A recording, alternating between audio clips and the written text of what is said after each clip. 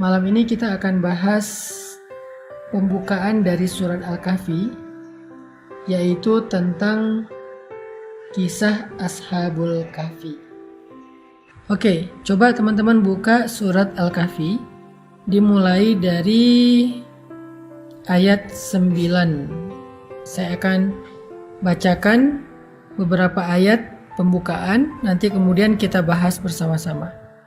A'udzu billahi minasy syaithanir rajim. Bismillahirrahmanirrahim. Am hasibta anna ashabal kahfi war raqim kanu min ayatina ajaba.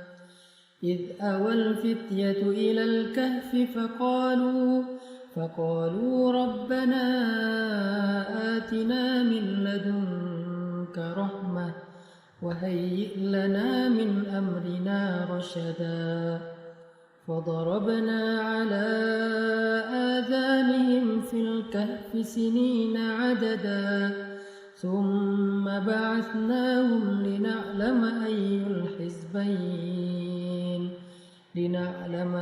الحزبين أحصى لما لبثوا أمدا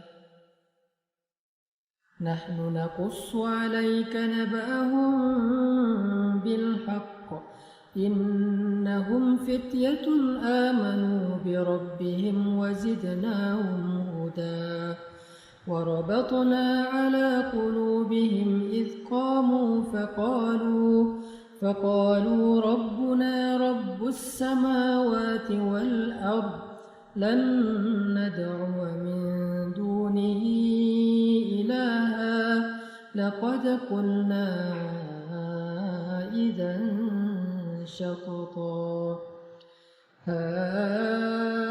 هؤلاء قومنا اتخذوا من دونه آلهة لولا يأتون عليهم بسلطان بين فمن أظلم ممن افترى على الله كذبا.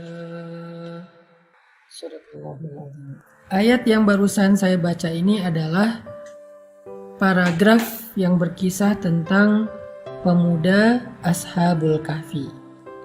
Jadi kisahnya itu Allah ceritakan dari ayat 9 sampai ayat 22. Siapa Ashabul Kahfi ini? Jadi Ashabul Kahfi itu adalah nama sekelompok pemuda. Walaupun dulu mereka nggak menamakan dirinya. Karena memang salah satu di antara semangat anak muda itu adalah membuat organisasi atau membuat komunitas. Itu salah satu tabiat anak muda. Jadi nama ini Allah sendiri yang ngasih dengan istilah yang ada tadi di dalam ayat 9, am hasibta anna ashabal kahfi war raqim. Jadi Allah sendiri yang memberi nama mereka dengan nama kelompok pemuda yang ada di dalam gua.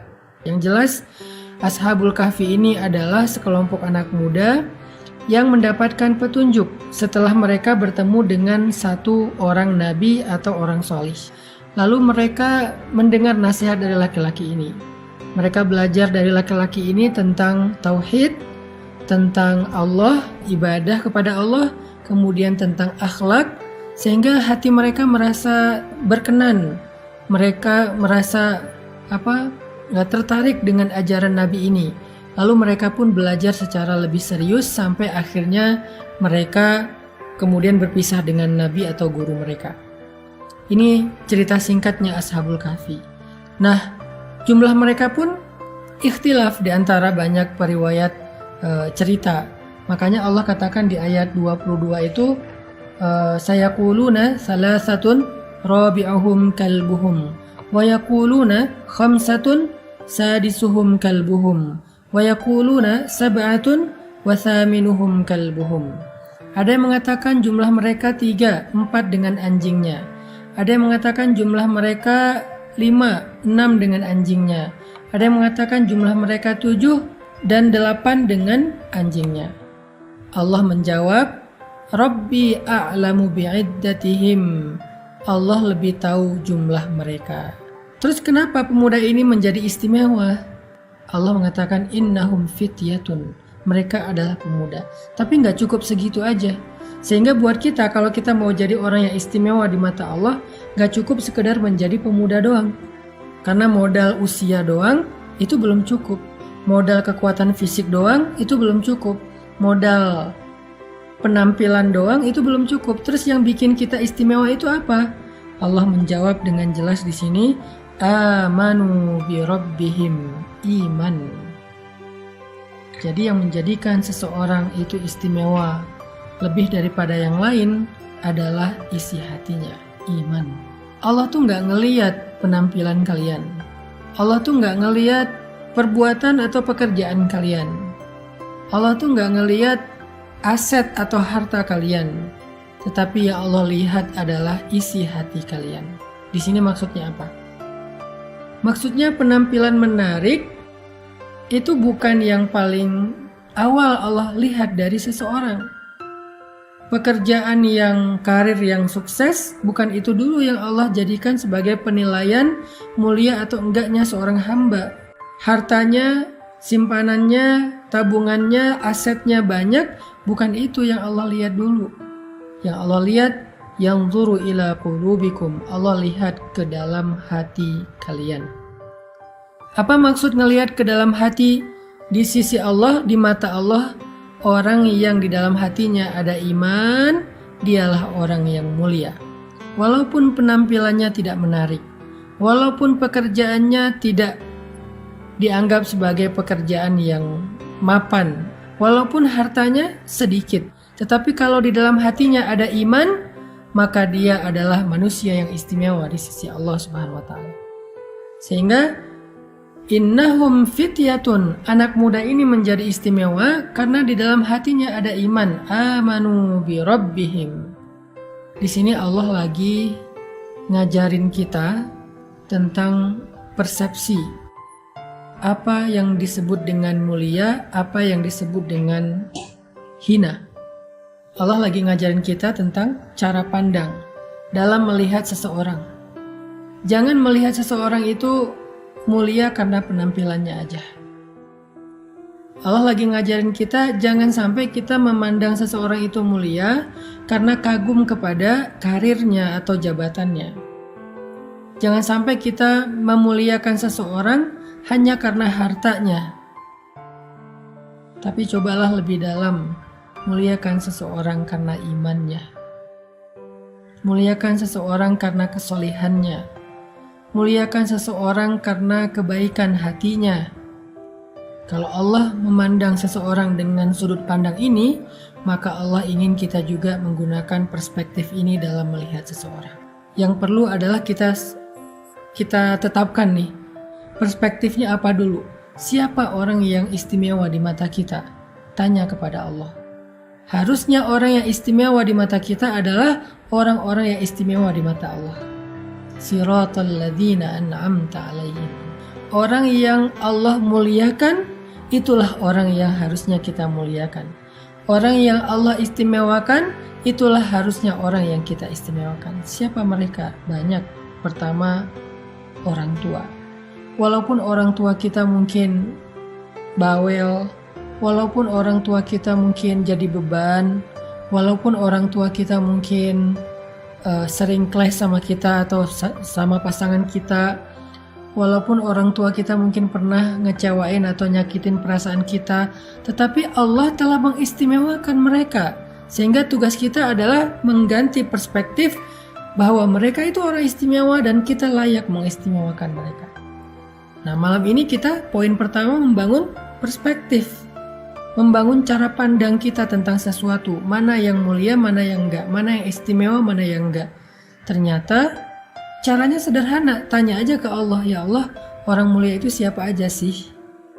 Allah jawab di Al-Fatihah, Siratal ladzina an'amta alaihim. Allah jawab di surat Al-Kahfi, Fityatun amanu bi rabbihim wazidnahum huda. Pemuda yang beriman kepada Allah, itulah orang yang mulia. Allah jawab juga di dalam surat Luqman atau surat Al-Isra, yaitu kedua orang tua. Jadi muliakanlah orang yang Allah muliakan. Itu baru perspektif yang benar. Sehingga siapa yang kita muliakan, siapa yang kita kagumi, dialah yang akan kita tiru. Allah di sini pengen nyuruh kita mengagumi Ashabul Kahfi. Sisi apanya yang kita kagumi? Iman. Dia anak muda, tetapi dia adalah anak muda yang imannya luar biasa kepada Allah. Tapi tahukah kita apa yang paling serius bagi Ashabul Kahfi? Apa hal yang menghabiskan waktu mereka, tenaga mereka, pikiran mereka, perasaan mereka, sehingga mereka menjadi orang yang istimewa, sekelompok anak muda yang mulia di sisi Allah? Hal yang paling serius bagi Ashabul Kahfi adalah mencari Tuhan, mencari kebenaran, belajar mengenal Allah Subhanahu wa Ta'ala. Itulah yang paling serius. Mereka belajar mengenal Allah lebih serius dari orang pacaran.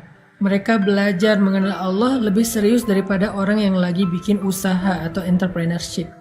Mereka belajar mengenal Allah lebih serius dari orang yang kuliah dan dapat IPK yang tinggi di kampusnya. Mereka lebih serius belajar mengenal Allah daripada orang yang meniti karir di dunia entertain sampai ngantri demi ikut audisi. Mereka lebih serius belajar mengenal Allah daripada orang yang serius ngulik trik dalam sebuah olahraga yang dia sukai. Jadi mereka ketemu dengan nabi atau orang soleh untuk belajar agama itu bukan kebetulan, tapi itu sebuah pencarian panjang. Bukan kayak lagi nongkrong tiba-tiba didatangin sama orang soleh, diceramahin terus dapat hidayah. Nggak sesederhana itu ceritanya. Mereka tuh belajar tentang Allah itu bukan insidental, nggak sengaja gitu, bukan lewat sosial media ngedengerin One Minute Booster sesekali doang, bukan. Tetapi sebuah pencarian panjang dan serius.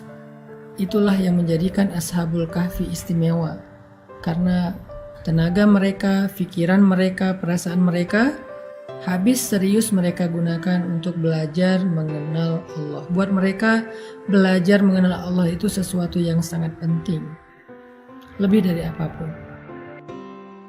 Karena mereka orang yang berpikir, mereka orang yang cerdas. Saking cerdasnya, mereka bisa tahu bahwa hal yang paling penting dalam hidup itu adalah menemukan pencipta. Agar kita tahu kenapa kita diciptakan, untuk apa kita diciptakan, lalu kemana setelah kita mati.